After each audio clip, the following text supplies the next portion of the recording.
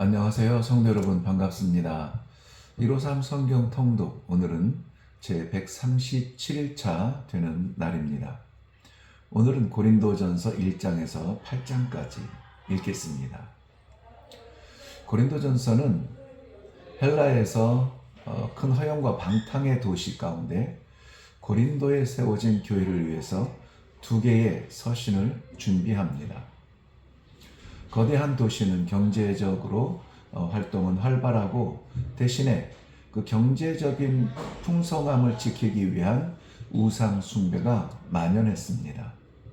사회적으로 무질서하고 그 영향력으로 교회 안에도 이러한 영향력을 끼치게 됩니다.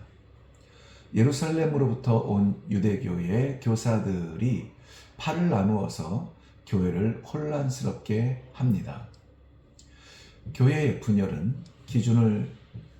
그 기준이 어디에 있는지 이것을 정하지 못하는 데에서 오게 되는데요.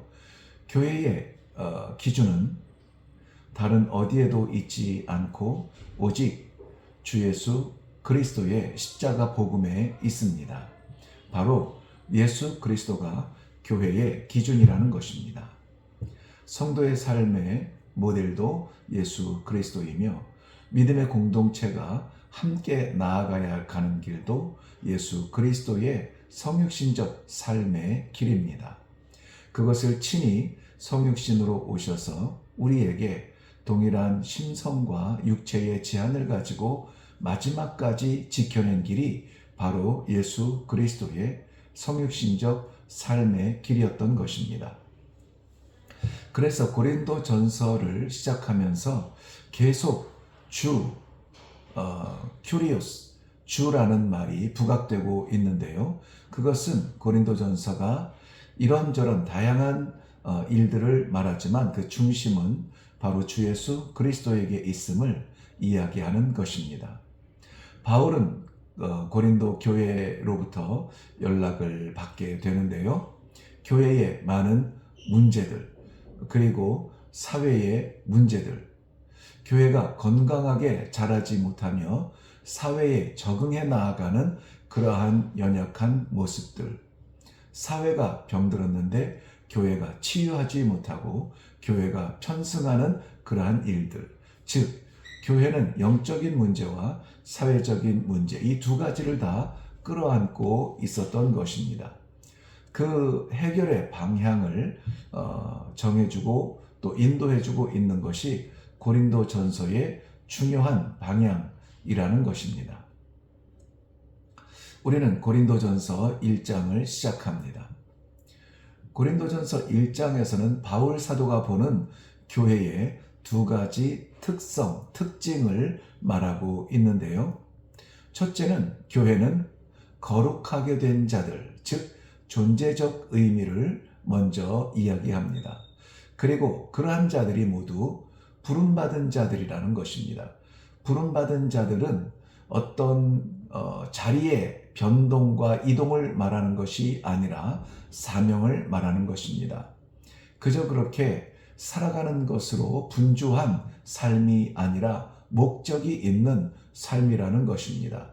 그래서 그 목적을 위해서 하나님께서 시대마다 그의 성도들을 불러주시는 것인데요. 바로 부름받은 자들이 교회라는 것이죠.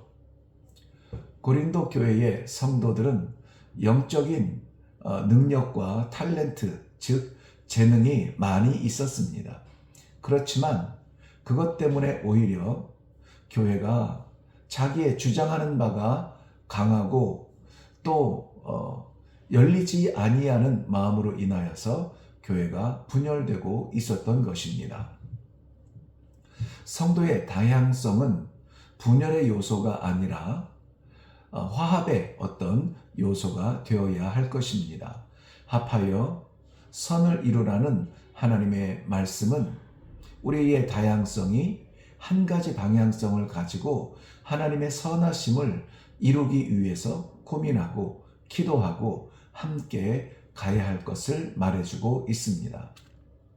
그렇지만 사도 바울에게 있어서 무엇보다 중요한 것은 성도의 어떠함이 아니라 교회의 중심, 즉 다시 말씀드리지만 예수 그리스도를 전하기 위한, 증거하기 위한 공동체라는 것을 먼저 말씀하고 있는데요. 이것이 유대교적인 종교의 관점이거나 헬라적인 어떤 지식의 관점에서는 어리석게 보일 수 있지만, 그러나 하나님의 능력을 나타내는 십자가의 신비, 이것이 교회의 자랑이어야 할 것입니다. 단지 고린도 교회뿐만이 아니라 우리가 섬기는 우리의 교회들도 동일한 말씀이죠. 물론 하나님의 진리는 결코 어리석지 않습니다. 세상이 무엇이라 평가하며 심지어는 손가락질하며 심지어는 핍박한다 할지라도 어리석게 보이는 그 진리를 교회는 끝까지 붙들어야 할 것입니다. 그 진리가 사람에게서 온 것이 아니라, 사람을 따르는 것이 아니라 하나님의 말씀, 즉 성경적 진리라면 말이죠. 이것을 우리는 고린도전서를 묵상하면서 계속 다루게 됩니다. 고린도전서 2장을 넘어가시면 영광의 주님의 거부하는 것은 그 어떤 것도 지혜라고 할 수 없습니다. 그러므로 교회가 붙들어야 되는 참 지혜, 우리가 불확실 시대에 살아가면서 무언가 분명하게 쫓아가야 될 확실한 표대가 필요하다면 그것은 예수 그리스도의 십자가를 통한 영광의 길입니다. 그렇기 때문에 사도 바울은 오직 그리스도와 오직 십자가만 전하기로 작정한 것입니다. 성도에게 반드시 있어야 되는 지혜. 여러분, 혼란스러운 이 시대, 정치적으로나 경제적으로나 문화적으로나 사회적으로나 모든 것이 혼란스러운 이때에 놓치지 말아야 될 진리, 즉 지혜가 필요하다면 그것은 하나님의 지혜입니다. 이 지혜는 성령의 능력으로 모든 성도들에게 부어주는 것인데요. 비록 눈으로 볼 수 없다 할지라도 우리가 희미한 이 시대에 분명하게 선명하게 말씀 안에서 살아갈 수 있는 성령의 지혜가 우리들에게 필요한데요. 이것은 우리 각자의 삶에서도 놀랍도록 분명한 통찰력을 우리 모두에게 주실 것입니다. 모든 진리는 계시입니다. 계시라는 말은 하나님의 약속을 드러내어 알려준다는 말씀이죠. 성령의 지혜가 아니고는 이 계시, 하나님의 계시를 알 수 있는 방법이 없습니다. 그래서 우리가 이 성령에 의지하는 것도 교회가 영적인 이러한 능력을 위해서 끊임없이 씨름해야 되는 것도 하나님의 분명한 선명한 이 계시를 보기 위함입니다. 우리는 이 진리를 깨닫게 하시는 성령의 사람들인가? 정말 간절하게 우리가 신앙생활을 하면서 우리의 섬기는 믿음의 공동체가 씨름하는 것, 바로 이 성령의 인도하심을 받는 영감 있는 신앙의 사람들인가? 우리 스스로 자문할 필요가 있습니다. 아니면 아직도 교회에서 세상적인 탈출구나 세상적인 가치나 세상적인 만족을 구하면서 그것이 보이지 않으면 맥 빠지고 힘이 빠지시나요? 우리는 끊임없이 진리가 희미해지는 시대일수록 더욱더 하나님의 계시의 말씀을 통하여서 성령의 보여주시는 그러한 생명의 길을 볼 수 있는 축복 안에 거하시기를 주님의 이름으로 간절히 부탁드립니다. 고린도전서 3장입니다. 다양한 것들이 모여서 하나된 하나님의 선을 이루려고 힘쓰는 것, 우리 기독교 믿음의 공동체의 특징이죠. 우리가 함께 신앙생활하는 이 공동체는 동역의 공동체입니다. 즉, 우리 모두는 동역자적인 눈을 가지고 관찰할 필요가 있습니다. 주의해야 될 것이 있는데요. 먼저는 잘못된 기초를 놓는 것입니다. 이것을 우리는 근본, 본질이라고 합니다. 교회의 본질은 무엇인가요? 내가 생각하는 것 말고 하나님의 말씀이 가르쳐주는 교회의 본질, 성도의 본질은 무엇인가요? 내가 살고 싶은 성도의 삶이 아니라 하나님께서 기대하는 성도의 삶이죠. 바로 이런 것들이 기초인데요. 잘못된 곳에서 시작되지 않기를 바랍니다. 두 번째는 올바른 기초에 무가치한 집을 짓는 것입니다. 기초는 말씀의 바탕으로 한 교회, 그리고 이 말씀으로 인하여서 하나가 된 성도. 이 바탕은 좋은데 거기에 무가치한 집을 지어서는 안 된다는 것입니다. 무가치한 집은 어떤 집인가요? 바로 해 아래에 있는 가치관이죠. 세상적 가치관입니다. 세상적 가치관 중에서 가장 미련한 가치관은 나의 가치관입니다. 나의 가치관으로 하나님의 말씀을 판단하고 성도들의 그러한 공동체의 그 사역의 모습을 판단하고 나의 가치관으로 교회를 판단하고, 이것이 가장 쉽게 저질러지는 무가치한 지배의 모습이 될 겁니다. 그리고 세 번째는 주의하지 않으면 지은 집이 상하게 된다는 것입니다. 우리 모든 동역자들은 함께 힘을 합하여서 서로 무너지지 아니할 영원한 하나님의 나라를 세워나가는 일에 힘써야 할 것입니다. 동역자는 같은 톤의 색깔을 칠해야 할 것입니다. 그러기 위해서는 동일한 공동체에 속한 지체 의식을 가져야 합니다.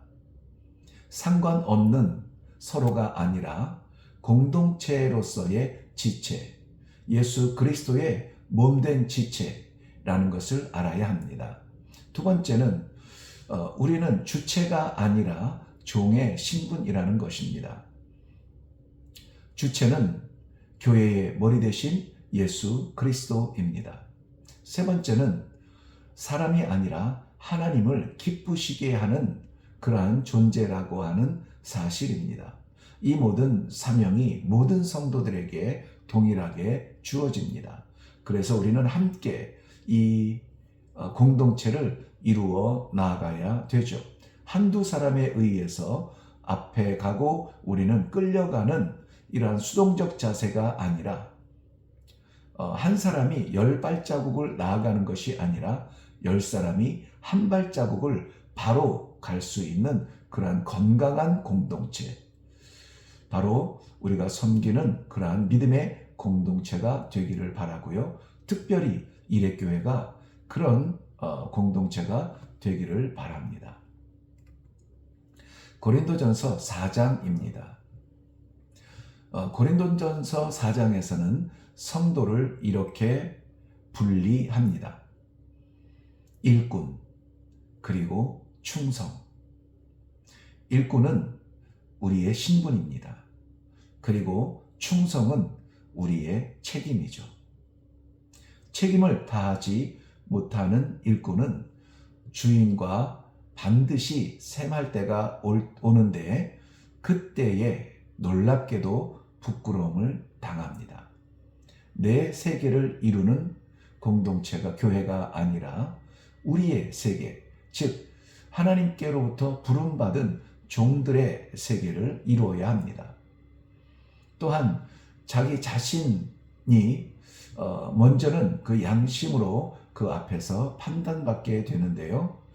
지금 이 시대의 우매함은 바로 이 양심을 변질시키고 바꾸어 버리고 있습니다. 무엇보다 하나님의 심판이라고 하는 이 우리의 목적지가 두려운 나머지 이것을 희미하게 만들죠. 마치 이것은 옛날 이야기처럼 성경에나 있는 그러한 고리타분한 그러한 교리적 문제인 것처럼 뒤에다가 내려놓는데요. 뒤에다 내려놓는다면 우리는 잘못 가는 그러한 우를 범하게 됩니다. 우리 앞에 놓고 우리가 나아가야 될 방향성이라고 하는 사실을 분명히 깨닫고 이것을 아는 것이야말로 참 지혜라는 것을 알아야 합니다. 바울 사도의 눈에 나타나는 고린도 교회의 성도들에게는 안타깝게도 약점이 있었습니다. 오늘 고린도전서 4장 6절과 18절 그리고 19절에 보면 바로 고린도 교회 성도들의 교만이었습니다. 교만은 우리를 무너뜨리는 가장 손쉬운 사탄의 무기입니다. 교만 때문에 무너집니다. 목사도 교만 때문에 무너집니다. 장로나 권사나 모든 교회의 직분자들, 특별히 오랜 신앙생활을 하면서 이제 몸에 밴 신앙에 갇혀 있다면 그것이 우리의 교만의 초청장이 될 수 있습니다. 여기에서 교만은 이루었다, 이제는 됐다, 이 정도면 됐다 라고 말하는 자만입니다. 성도들은 무엇을 이루었다 라고 자만해서는 결코 안 될 것입니다. 바울 사도는 자신이 자랑할 만한 것이 참 많은 사람이었죠. 그런데 그의 그 모든 자랑할 만한 세상이 인정할 만한 영광을 그리스도 안에 두기를 원했습니다. 그리스도의 말씀 밖에 있는 것은 자신의 어떠한 자랑도 다 버리겠다는 것이죠. 이러한 숙제를 끌어안고 있는 그러한 곳에 사랑하는 아들 디모데를 보내는 것입니다. 고린도전서 5장을 보겠습니다. 고린도는 교회와 성도의 거룩성을 지키기가 참으로 어려운 지역이었습니다. 지금 이 시대와도 마찬가지죠. 고린도는 지역적으로 그랬지만 지금은 어느 한 지역이라 말할 것 없이 시대적인 문화가 그렇습니다. 풍요와 허영의 도시, 온갖 우상의 음란함과 제단을 채우고 있는 그러한 우상의 숭배. 그렇지만 그렇기 때문에 하나님의 복음과 성도의 역할이 반드시 있어야 할 곳이기도 했습니다. 포기할 수 없는. 본문의 내용은 이 고린도 교회가 처한 그러한 상황을 고발하는 것에서 멈추지 않고 고린도가 아니라 고린도 교회 안에 있는 교회 안에서 성도들 안에서 나타나는 일들을 말하고 있습니다. 근친 상간의 범죄를 치리하지 못하는 것, 이것을 바울 사도는 지적하고 책망하고 있습니다. 시대에 발빠르게 대응해야 살아남는다는 그러한 엉뚱한 열심을 따라가는 교회와 성도들을 향한 세상의 생존을 위해서 필요한 적응이라고 치부하는 그러한 변질된 복음 앞에서 하나님의 거룩한 성도로서의 필요한 거룩한 고집을 제시하고 있는데요. 바로 8절 말씀에서 보여주고 있는 순전함과 진실함입니다. 가득 찬 죄악이 아니라 순전함과 진실함의 결핍, 먼저 우리가 확실하게 채워야 될 숙제이기도 하고 우리가 달려가야 될 길이기도 합니다. 많은 것을 가졌고 높은 곳을 올랐다고 자랑할 것이 아니라 우리는 이 순전함과 진실함을 씨름하는 그러한 열정을 자랑해야 할 것입니다.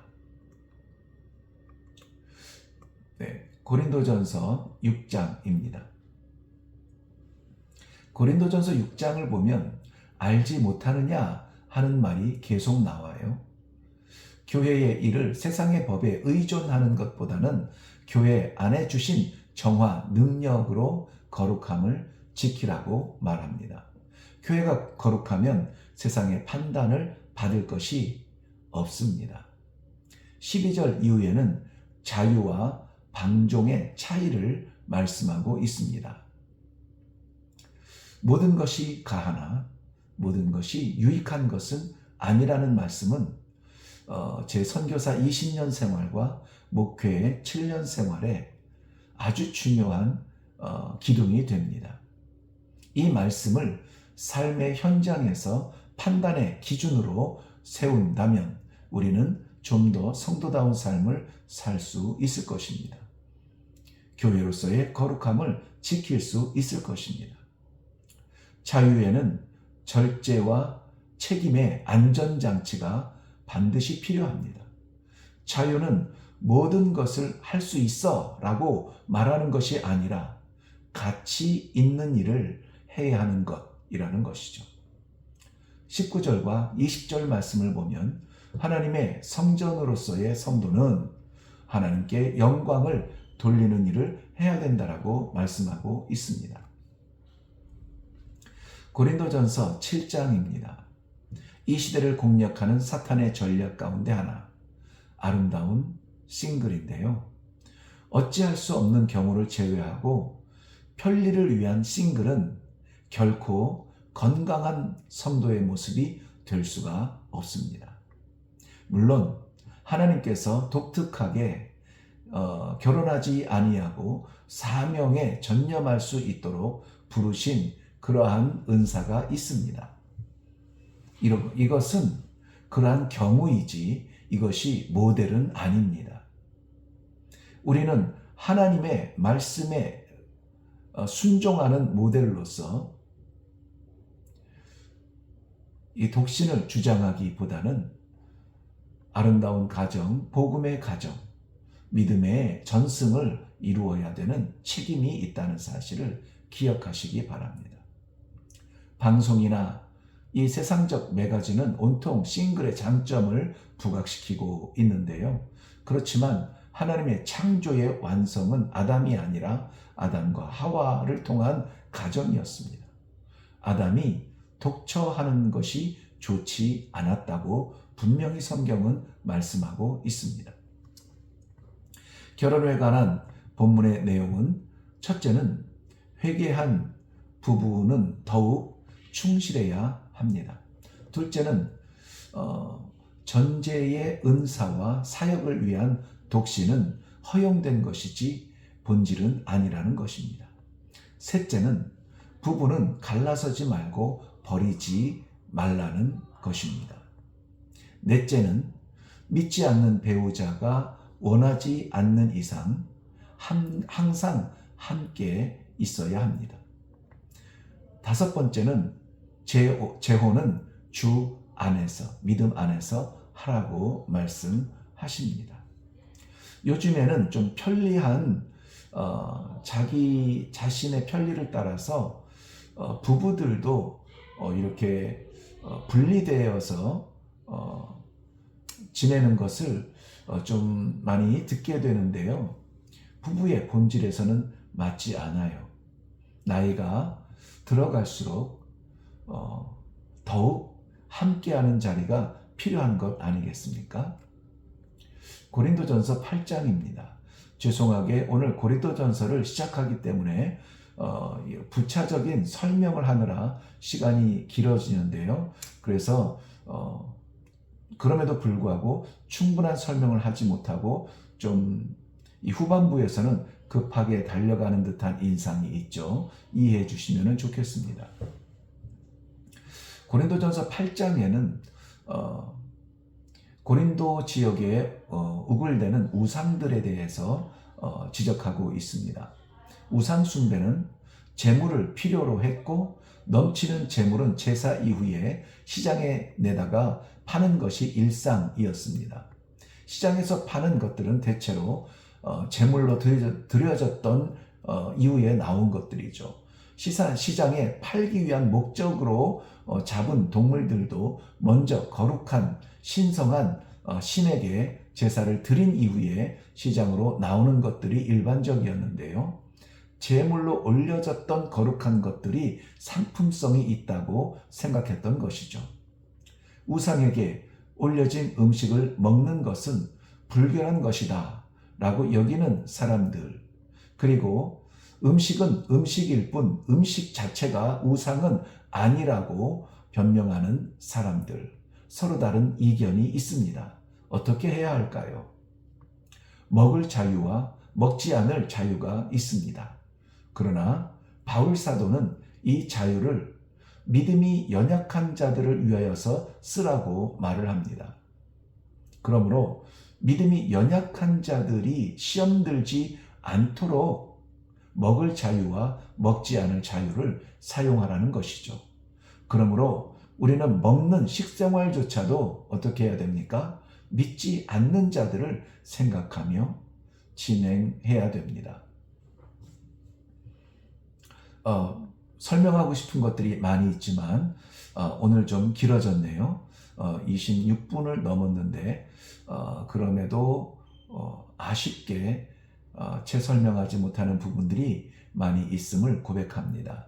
우리가 하나님께서 따로 기회를 주신다면 한 장 한 장 더 깊은 설명과 또 나눔이 있는 기회가 있기를 바랍니다.